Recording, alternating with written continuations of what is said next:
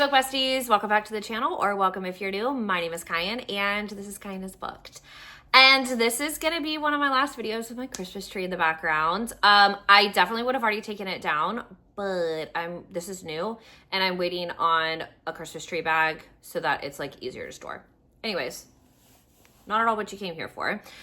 You came to hear me goss about the books that I read in December. So I'm going to go ahead and preface this by saying that December was the worst reading month of the year for me. And I don't even have to go back and look at a spreadsheet or look at anything and just know that like the 9 books I read while I had a time, that's the lowest reading month that I've had, simply because so much happened in December, and I'm really just like not going to go into it because it's still fresh, y'all.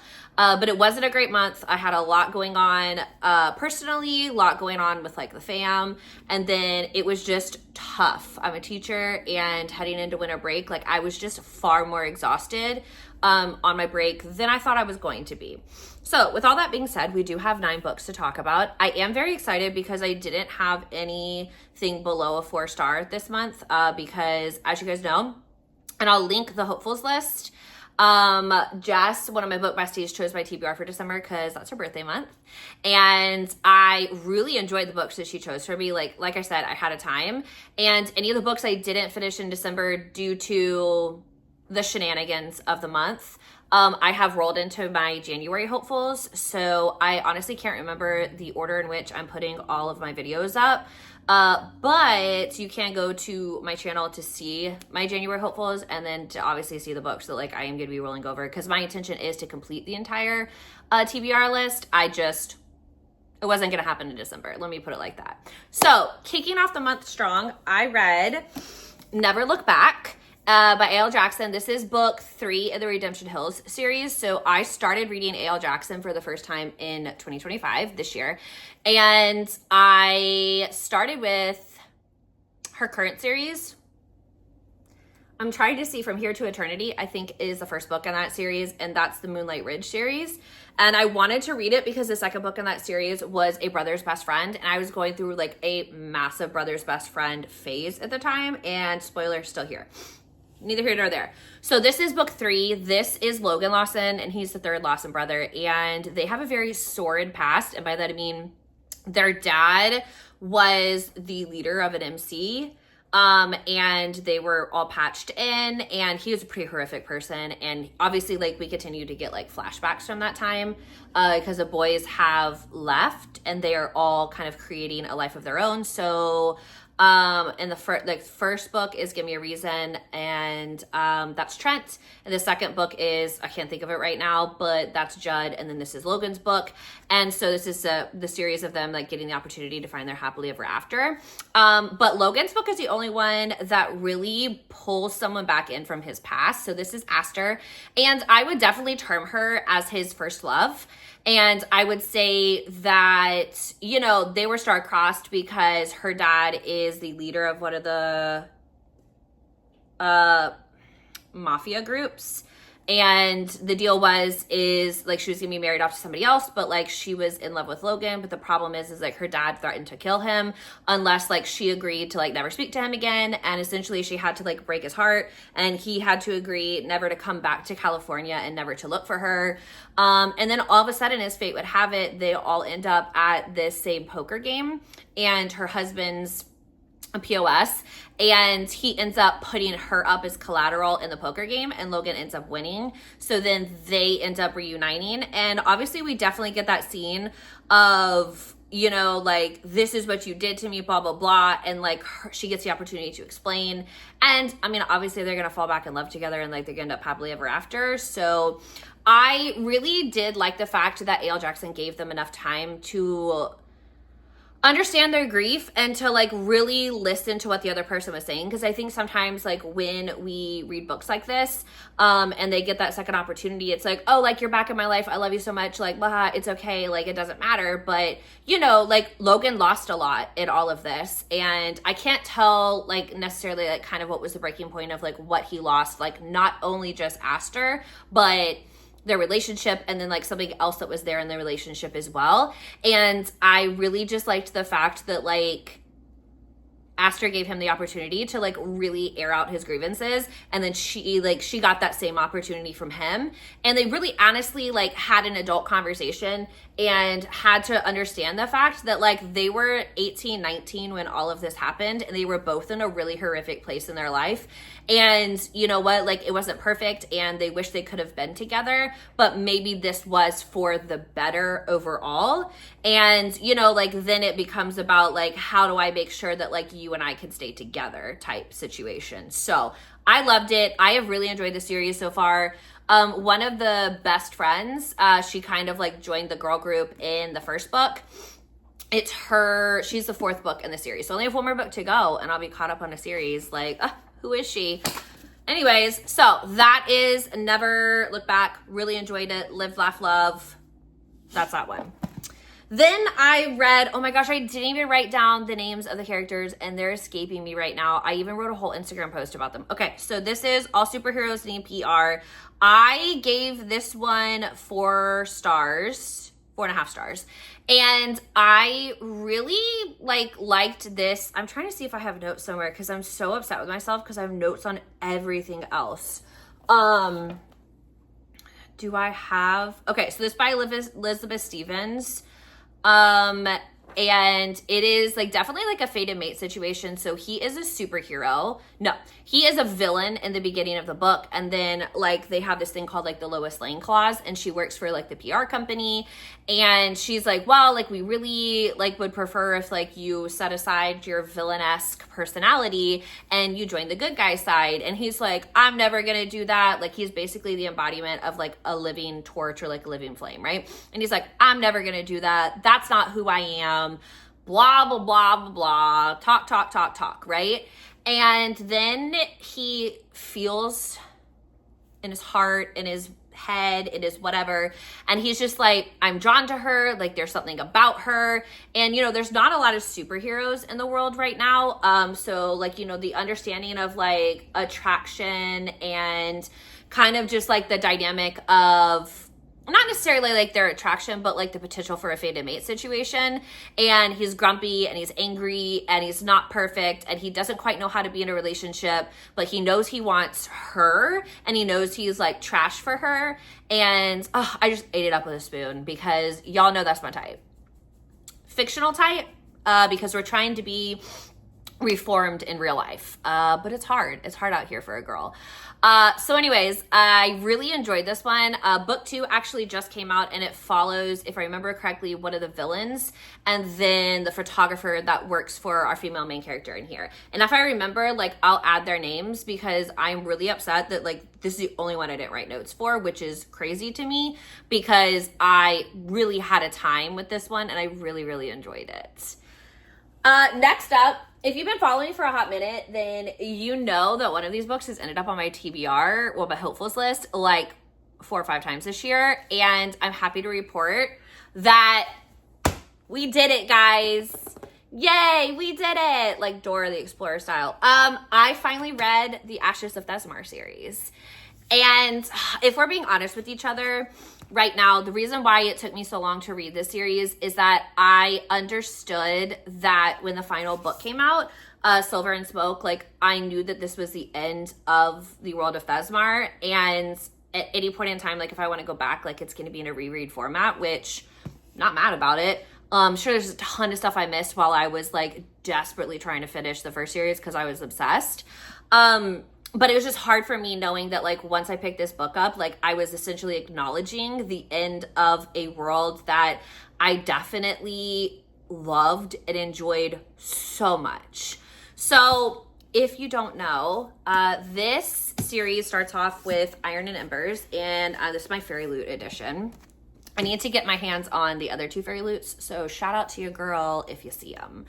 Anyways, this is Iron and Embers by Helen Shewart, and this starts Ren and Torge's story. So this is set 5 years after the Legends of Thesmar series, and the Legends of Thesmar series is the first series, and you can read, because like having like a solid year in between this series and the other series, I felt fine going into this. Like I didn't feel like I missed out on too much. Like I understood everything that was being referenced.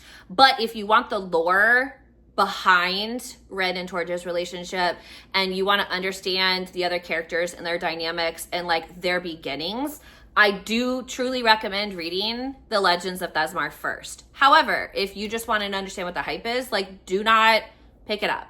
You can read it. It'll be okay.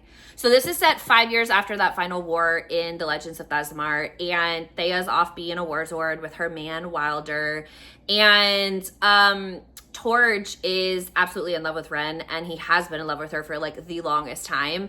And there was something that happened at the end of the series, the previous series, Legends of Thesmar. I will not go into it. I will not acknowledge it. And there's this like connection between the two of them, right? But it's been 5 years, and Delmira is they're an heir to a throneless kingdom because it was essentially destroyed in the war, right?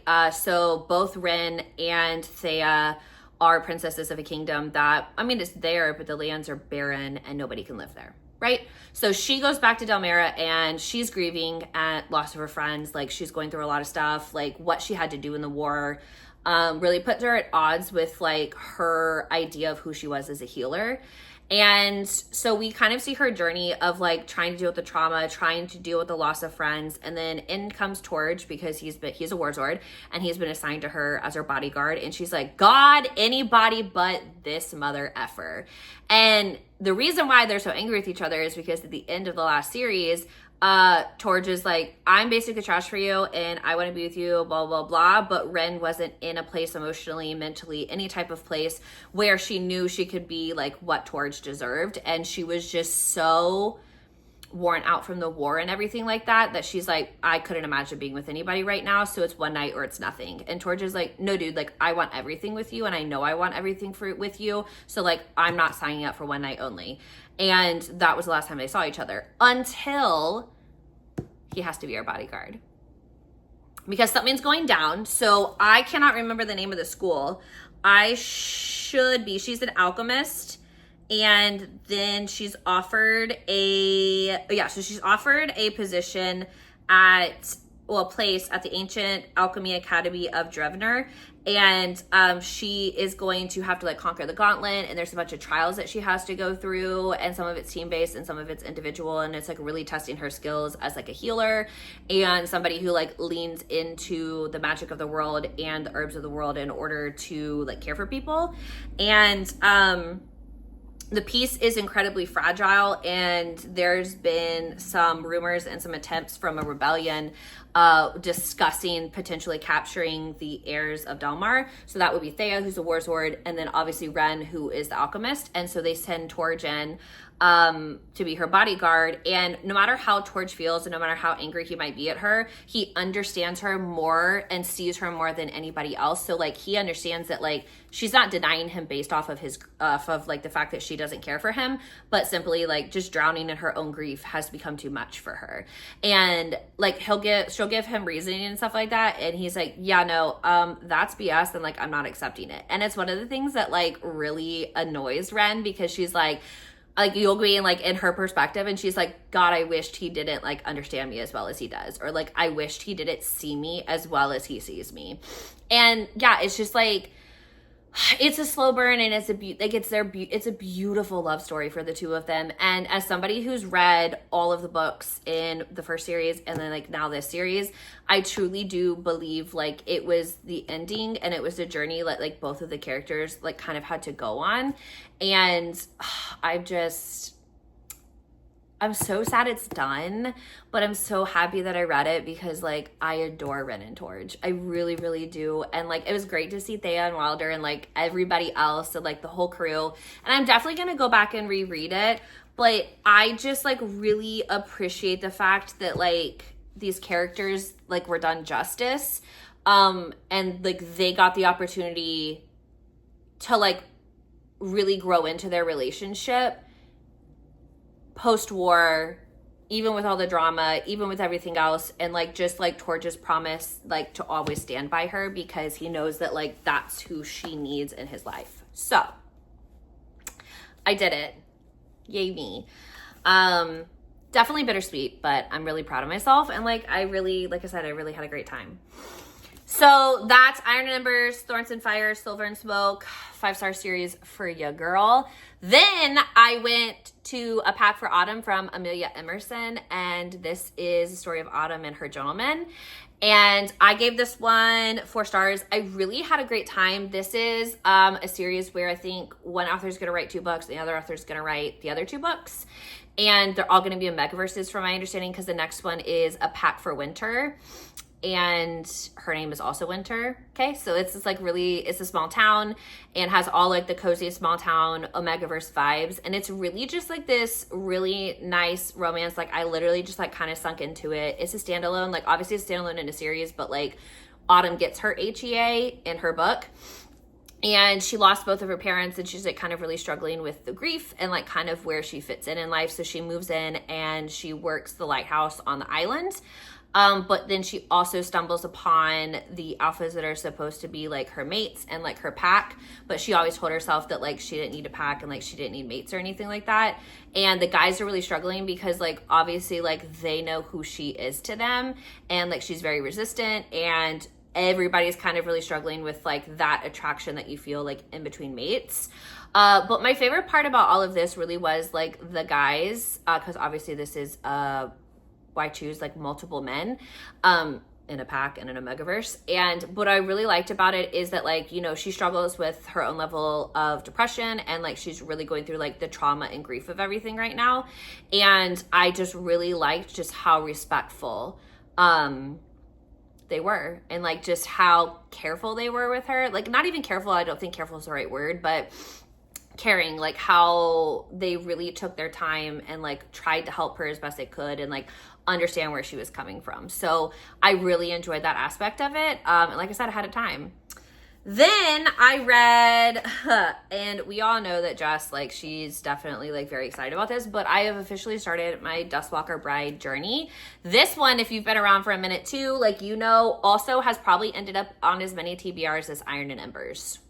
So this is A Soul to Keep. It's book 1 in the Dustwalker series, and essentially every 10 years, Orpheus, who's the Dustwalker in this book, is given a bride from this village in the promise that for this said bride, he will weave a protection ward around the village for 10 years, and they will be protected from the demon world, right?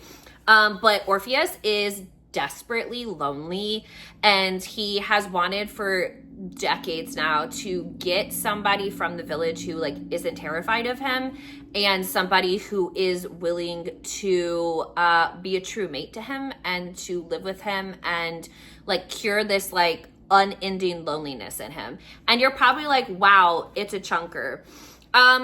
It is. And I always like, I was like looking at Justin, like, why are these books so long? Like, I don't get it. I have read the first book and I understand that not only in this one do we have to build the world, but also to like, you have to understand the absolute like mindset shift that you have to have as the person who is being sacrificed. So Rhea's being sacrificed, right? She's already an outcast, and they're like, nope, like you're gonna go. And the reason why demons are so attracted to humans is because of the fear. But like she has no fear, and Orpheus is like, okay, but like why isn't she scared of me? Like I'm straight up a monster. And she never ever really leans into like being scared of him, and that's one of the reasons why he is so attracted to her. I know, right? So anyways, back to what I was saying. So it's long because they have to build a relationship and they have to build the world. And we really do have to see Rhea come to terms from the fact of like, she actually doesn't want to go back to the human world, and she loves her slice of heaven and she enjoys where she is. And, you know, she really does care for Orpheus at the end of the day. Like they build a very beautiful relationship and he cares very deeply for her. And, you know, at the end, when it all kind of goes down, because I give this 4.5 stars. At the end, this all kind of goes down. You really like understand the depths of his feelings for her specifically, and the lengths that he's willing to go to make sure that she's cared for. Not necessarily that like he's not alone, but that like she's okay and that she's taken care of. And I just like, I did half audio and then I had to eyeball read the rest of it because I was like, no, I need answers. And I just really loved it. Like it was really beautiful, and it was just like, my gosh, it was just so perfect because like he's been alive for years, thousands of years, and he just wants someone to share his life with. And here comes this spitfire of a human woman, and she's like, well, I want this and I want that, and like I don't want to wear white, and like he's just so smitten with her so early on. And like obviously she battles the issue of like he's a monster and like I shouldn't care for him, like I'm a human, I should like go back to my own world. And so she definitely grapples with that, but like I'm just obsessed. I really loved it. I'm so excited to start the next one. Book 2 is actually just his fave, so I'm really excited to get there. But yeah, I did it, guys. Then I read Choosing Theo. So this is by Victoria Aveline, and this starts a new alien romance for me. And I'm just gonna say comes at a perfect time because your girl's Avatar depression is so deep right now, guys. Like, I love the Avatar franchise. I fell in love with Jake Sully back in 2009. Like, that's my man, and that's my alien man, right? So I'm reading this and I'm just like, oh my gosh, thank goodness, like I can be obsessed with like blue men and it'd be okay, or blue aliens and it'd be okay. So, cause Daddy Sully, anyways, bye, we're not gonna get into it. So Theo's not necessarily like somebody that the women are like choosing because he's gruff, and there's rumors that like his job, like he was an assassin, and you know, people don't really want to go down that because like he has a reputation and he's not like the perfect husband because, you know, on this planet, like the women they're not able to produce female offspring, so like women are coveted because that portion of their species is dying out and they haven't been able to figure out why. So Jade is stolen from Earth, brought to this new planet, and told essentially like, hey, you're gonna have to pick a husband. And so she picks like 2 or 3 guys, but really Theo with his like tattoos and his like angry demeanor and his attitude, and she's like, that's my man. And I respect that about her. So she picks him, and he's like begrudgingly like, okay, cool. Like, I'll just make her miserable and she'll want to run away from me. But joke's on him, because not only is he like, wow, you're the worst person ever, but that dress looks great on you, or I'm just really irked by your existence, but here's this dinner I made you. So like he's battling himself, battling the world. Some people are coming back from his past, right? Jade's not really sure if she wants to stay, but like they're not going to take her back. And is she falling in love with him? And like he's falling in love with her. And the guys, I just had a grand old time. And this is going to be interconnected. I'm loving it because they set up book number 2. And yeah, I just, oh my God, it gave me Avatar vibes, right? Like it was just, I really enjoyed it. Thanks for asking. Then the final book that I read, book number 9, it sounds so sad saying that. And my wrap-up's still long, but whatever. I had to gush about a couple books. I read A Wolf in the Garden, and this follows Van and Ellie, and I gave this one 5 stars. I'm a huge wolf shifter fan. So he's a wolf shifter and he's a werewolf because his mom's one and his dad's the other, so he got both genes.